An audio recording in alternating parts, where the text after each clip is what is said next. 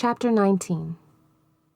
After returning to camp from his swim, Cole smeared lotion on his sore and blistered hands. A movement caught his eye as he pulled on the leather gloves to start work.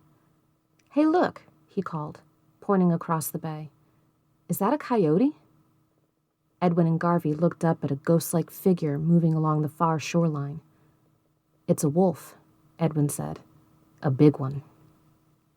The solitary gray animal loped along the shore, stopping every dozen strides to look around and sniff among the rocks. When it reached the stream, it lowered its head to drink, then bounded across the shallow rapids and disappeared into the thick underbrush. "Tonight we dance the wolf dance," Garvey announced. Already Cole had begun framing the roof. He worked hard and deliberately without speaking. He wasn't mad. He just didn't feel like speaking to anyone today. Edwin and Garvey sat watching, occasionally offering bits of advice. By mid-afternoon, Cole had finished covering the roof rafters with plywood and began nailing plywood to the wall panels. Every cut had to be made with a handsaw. The rain made the wood slippery and the ground muddy. In the late afternoon, Cole rolled black tar paper over the roof and tacked it down. Now the cabin was ready for galvanized roofing sheets. As he struggled to lift the awkward sheets onto the roof, wind caught at them. One sheet bent in half. Edwin and Garvey refused to help, even though Cole cast a few hard glances their way. Finally, darkness fell across the bay, and Cole quit work. "Next year, every trace of your existence here will be removed from the island," Edwin said. "Taking this structure back down will be your last chore before leaving." "I'll just burn it," Cole grumped as he headed toward the tent. "I've had practice with that." "Where are you going?" asked Garvey. "I'm hitting the sack." "Not so fast, champ. We're hungry, and you still haven't danced the wolf dance." "I'm dog-tired, and I'm not your slave. There's cold cereal over there if you want some." Cole crawled into the green canvas tent. "Have a good sleep," called Garvey. "Tomorrow, we tear down the shelter and head back to Minneapolis." Cole poked his head back out the tent flap. "What are you talking about?" "You're finished here," said Garvey, his voice hard and absolute. "There's not enough room on this island for both you and your attitude." Cole's thoughts raced. Garvey must be bluffing, but what if he wasn't? Nothing was worth that gamble. Cole stumbled from the tent. Okay, I'll fix you some supper." "It's not about supper," said Garvey. "It's about the chip on your shoulder. You still think life is a free ride. You're still blaming the world for everything and looking for the easiest way to get by. It's only been 2 days, and already you've got your attitude back." "I'm sorry," Cole stammered. "I didn't mean it." "Don't apologize to us," Garvey said. "Apologize to yourself. It's your life you're betraying, not ours." Cole crossed from the tent to the fire and fed wood quickly onto the flames. Not a word was spoken as he prepared instant chicken casserole mix for Edwin and Garvey. He made extra effort to serve the food up nicely, but inside he didn't feel much like celebrating. He felt frustrated and desperate. Edwin and Garvey ate in silence. "I said I was sorry," Cole said. "You also said you had changed," answered Edwin. "Please don't take me back." Cole's voice wavered. "I promise I'll try harder. I'll do anything you ask." Edwin stood and faced Cole across the fire. "It's time to cut losses and send you home." "I didn't mean what I said. I just—" Edwin held up his hand. "Stop your mindless talking. Your words insult me. They're just noise in the air. They don't mean anything. Tomorrow morning, I want you to get up alone and soak. Then I want you to carry your ancestors and roll your anger away. When you return to camp, we'll see what you've learned." Edwin turned and headed for the tent. Garvey followed. "Hey, aren't we going to dance the wolf dance?"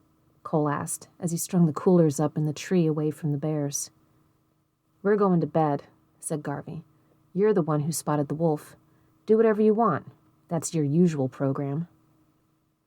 Cole watched as the men entered the tent, leaving him alone. The rain had let up, but a lonely breeze flapped the tent awning and chilled the night air. Cole was bone-weary as he walked to the water to clean dishes. The tide was letting out, and he tripped, skinning his shin on the rocks. Limping back to camp, he stood beside the fire, nursing his bruised leg. He felt as alone and frustrated as when he had been left mauled on the rocks. Edwin and Garvey didn't understand. They didn't know what it was like to be this alone, this afraid. As Cole stared into the flames, he thought about the wolf. The wolf was alone too, without anybody to care for it. Cole shook his head. That wasn't exactly true. Wolves often hunted in a pack. Together, they accomplished more than they could alone. As Cole stared into the flames, he found himself crouching like a wolf. Slowly, he inched forward around the flames. His head hung low as if prowling. Gradually, he circled faster, pretending to run with the pack in pursuit of a wounded moose. He felt the power of the pack working together. The pack was powerful when they depended on each other. Any wolf that left the pack lost the protection of the other wolves and became weaker, no longer sharing the pack's food. Almost reluctantly, Cole finished his dance. Trying not to wake the others, he entered the tent and prepared for bed. As he squirmed into his sleeping bag, a voice surprised him. "What did you learn?" Garvey asked. "That you need the help of others, like a wolf pack." "Good night," whispered Garvey. "Good night," said Cole. Edwin coughed. "Have a good soak tomorrow." Cole woke often during the night, afraid he might oversleep. He kept lifting the tent flap and peering out. When it seemed the night would last forever, the blackness finally softened into a dull gray. Cole could see the point of rocks at the opening of the bay. He dragged himself out of his bag. It was time to go to the pond. The rain had let up, so he rolled his clothes into a bundle and crawled outside the tent to dress. Even without rain, the air had a brisk edge to it. Cole couldn't believe he was getting up this early to go sit in a freezing river. Maybe a jail cell wouldn't be so bad. As he headed out from camp, he wondered if Edwin and Garvey had been serious about returning him to Minneapolis. He kicked a small rock into the water. Cole reached the stream and splashed along the bank toward the pond. Under his arm, he carried a towel. He was so lost in his thoughts, a low-hanging branch smacked him hard in the forehead. He bent over, grimacing, momentarily dazed. Then he continued. When he reached the pond, Cole hesitated. It would be easy not to soak or carry the rock. All he needed to do was make up a good story before returning to camp. But something told Cole that Edwin and Garvey couldn't be lied to this morning. Immediately, he stripped and waded into the icy water. The pool didn't seem quite so cold as the first morning they had come, but still it took his breath away as he crouched and lowered himself in. He held his breath and breaststroked over to the rocky bench. Hugging his arms tightly to his chest, he sat shivering and looking around at the water, the trees, and the dawn sky. His whole body was peppered with goosebumps. He wondered how long he could stay in the pool. Edwin had sat calmly, as if sitting in a warm bathtub. Cole tried closing his eyes. Maybe it would help to concentrate on something else. He drew air slowly past his lips and let it escape the way he had seen Edwin breathe. Over and over, he breathed, trying to clear his mind. Gradually, he quit hugging his chest and let his arms drift out and away from his body until they hung suspended in the water. Cole found that if he sat completely still, his numb skin actually felt warm. He breathed deliberately, imagining himself as calm as the pond. Slowly, his eyes opened, and he looked at the sky reflecting in the water.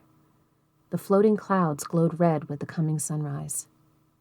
A flicker of movement in the reflection made Cole glance up, but then he realized the movement was a fish hovering near his knees. Holding his breath, Cole watched the silver fish. He wondered how the trout would taste for breakfast. At the same instant, he thought of eating the fish. It moved off and disappeared. Cole released his breath. Had he moved? Was that what scared the fish? Or had his thoughts exposed his presence? Surely the fish couldn't sense his thoughts. When Cole breathed again, he noticed that his breaths had cooled, as if he were sucking on a menthol cough drop. He also noticed that in the water, his joints didn't ache, nor did he feel pain in his blistered hands. His few thoughts seemed distant from his body. The cold water somehow suspended his whole existence. When Cole finally left the pond, It was not because he had gotten too cold or impatient, but because he had finished his soak. He drifted forward in the water until he could breaststroke gently, barely rippling the calm surface. On shore, Cole toweled dry. He felt he had discovered something, but wasn't sure what. All he had done was sit in cold water and try not to think, and yet that simple act had made him feel so calm. After dressing, Cole walked to where Edwin's ancestor rock had stopped when it rolled down the slope the day before. He moved stiffly from being so cold, but his joints didn't ache as they had when he crawled from the tent early that morning. He paused before lifting the rock and slowly stretched his body, touching his toes, reaching for the sky, twisting at the waist and leaning backward. All the while he kept breathing deeply. The deep breath seemed to slow down his thoughts and make him calm. Cole wondered how Edwin had discovered this. Cole kept stretching. Then he lifted the rock and started up the hill. He neither rushed nor dawdled. He moved deliberately, trying not to look ahead at how far he had left to go. Instead, he tried to imagine each step as a day in his life. Whenever he stumbled, he imagined a day in his life when he had stumbled. There had been plenty of those days. But when he stopped to catch his breath, he looked back and saw how far he had come. He had come a long way since smashing Peter's head on the sidewalk. That seemed like another lifetime now. Cole wondered if the consequences of that moment would ever disappear. Cole grimaced as he looked at the rock in his arms. He didn't want to spend his life in a jail cell. He hugged the rock tightly to his chest. What a fool he had been. Things could be different. At the top of the hill, Cole lowered the rock gently to the ground and stood without pushing it. He couldn't stop wondering why he had been born and thinking about all the twisted events that had brought him to this moment. It seemed a bizarre dream to be standing alone on this rocky hillside in Alaska with a round stone at his feet, his mind filled with thoughts so totally different from anything he'd known, running around on the streets back in Minneapolis. He felt like a new and a different person. Slowly, Cole let go of his ancestors and allowed the stone to become his anger. He knew that he had to quit blaming others, including his father, for his problems. As long as blame still existed, so would his anger. He had to let go, the same way he let go of this rock. With that thought, Cole sank to his knees and placed both hands against the rock. With a grunt, he shoved it down the slope. As the rock tumbled faster and faster, Cole felt his body growing lighter, and when the rock smashed to a stop at the bottom, he felt as if he could fly. Now it was time to go back to camp and talk to Garvey and Edwin. Cole started down, looking ahead toward the pond. A movement caught his attention, and he spotted a large white shape disappearing into the tall trees below.